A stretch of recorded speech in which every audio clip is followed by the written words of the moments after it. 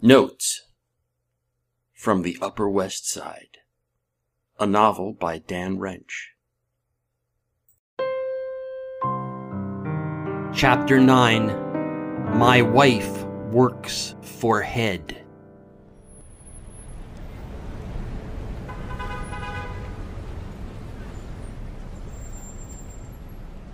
That day in March, the day right after St. Patrick's Day when I met Parp and he told me about Little Round Jewish Hat, I got back to my apartment around 5:30. It was my day off from work tending bar, so I got to come home at a regular time. Dinner time, or as close to a regular dinner time as we ever get in my house. "Somebody wash me!" I shouted when I walked through the door of my apartment. "I've been hanging with the human turd!" I wanted to be solicited and consoled by the wife, who I couldn't see at first, but who I knew was lurking someplace. There's this really short hallway in my apartment, so standing at the front door, I could only see about a third of the living room. The place smelled like bleach. More importantly, it didn't smell like food. So right away, I knew we'd be ordering in that night. "Are you talking about Tony?" It was Sam. Astute for 5 years old, he popped his head up from behind the arm of the sofa he was lying on. "Yup," I said. "But you remember our plan, don't you, Sammy?" "It's not our plan, it's our policy." He grinned. Such a learner. "Oh yeah, our policy. What's our policy?" "Never tell Tony he's the human turd." "Ding, ding, ding, ding, ding, ding, ding, ding, ding," I said. He did one of those squeals he does, like when I'm tickling him. "Where's Mommy?" I asked. "She's here," he grinned. "She's right there." He pointed to a part of the living room I couldn't see yet and looked in my eyes.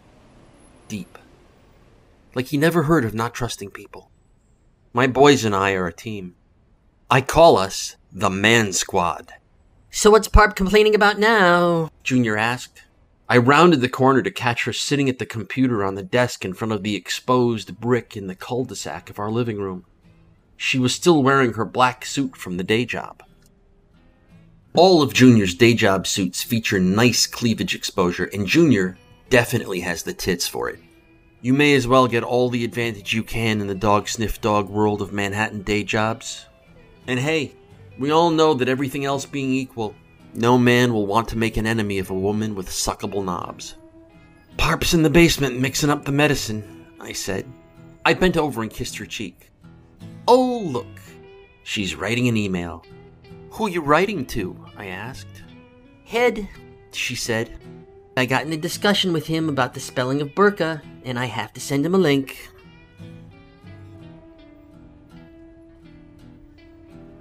I went over to get something comestible from the fridge to hold me until we ordered in whatever it was we were going to order in. "Holy crap," I said. "Will you let it go?" She sighed. "I know," she whimpered. I found a bag of walnuts near the back of the fridge and fished it out. Junior had come to New York 20 years earlier to be an actress.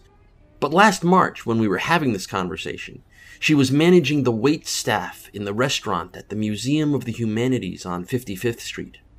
Her boss at Mohume was a guy named Ed Borgen. Ed had a mushy, round body with a skull so massive that it still managed to look disproportionately huge on him, so all of his employees called him Hed.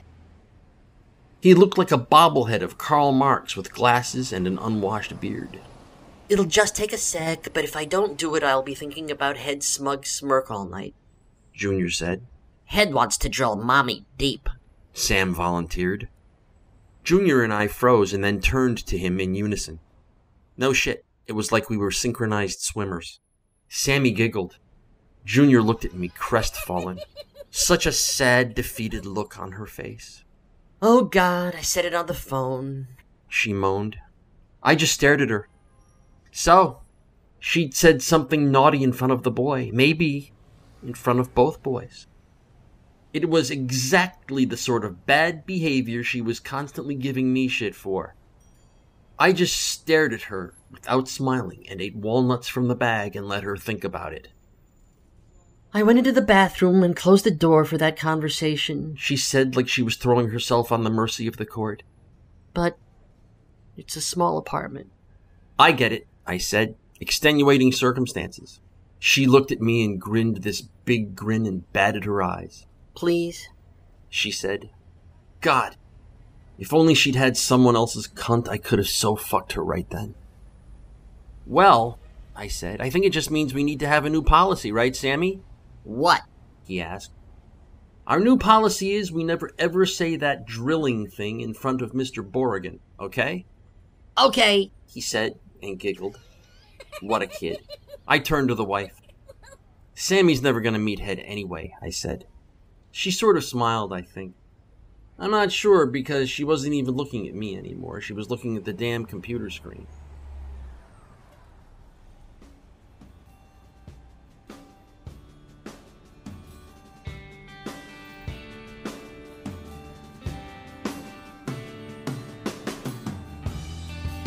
Me chomping walnuts behind the counter that separated the kitchen area from the living room area. Sammy lying on the sofa. The wife polishing off an email. It was quite a family portrait, except that Harry wasn't there. I stared at the wife's rack and profile for a while. She didn't notice. No wonder Hed wants to fuck her, I thought. At the time, there was part of me that kind of suspected he was fucking her. I mean, why not? After all, she is a ball-sucking adulteress, as I now know for sure. In fact, the only reason I was pretty sure she wasn't fucking Hed was that he was a greasy fat boy who looked like he had on a t-shirt with a marinara stain even when he was wearing a business suit. On our refrigerator door, tacked on with magnets in the shape of little red devils, we have this list. Top 10 cholesterol-fighting foods. You might have a list like that on your refrigerator door. Top 10 belly-flattening foods, or top 10 things to do this week. On Hed's refrigerator door, I'm pretty sure he has top 10 excuses for farting in a public place. So, yeah, I was pretty sure Junior wasn't fucking Hed. Which kind of begged the question, where and how is Junior getting her cunt filled? I didn't know what the wife's theory was about my not wanting to fill her cunt myself. I guessed she had some prefab explanation from a magazine or a blog. But I was also pretty sure she knew more about my gothic chasm aversion than she let on. She never said a damn thing about it directly, but she had intuitions. I'm sure I tipped her off unconsciously.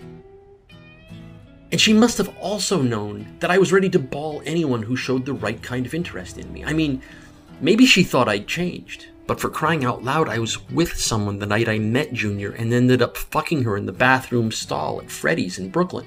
And the person I was with was my fiancée Janie, who had superior snatch muscles, but a mouth like an egg beater.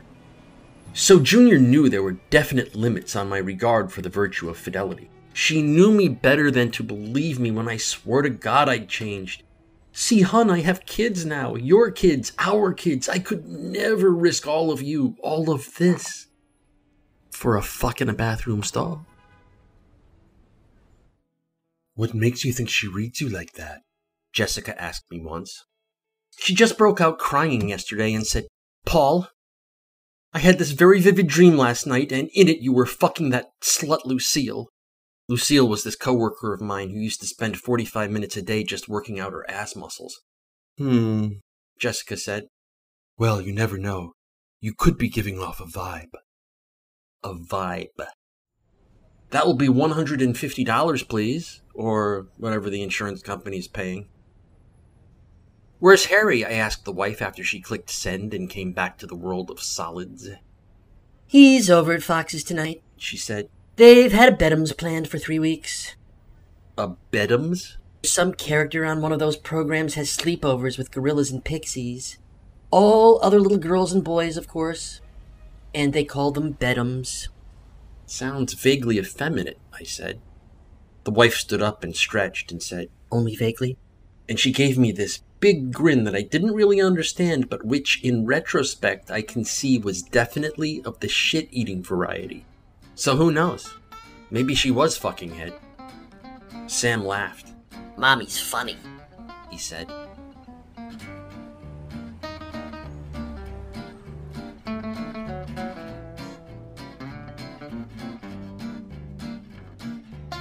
Notes from the Upper West Side is a work of fiction. The people depicted in this work do not exist.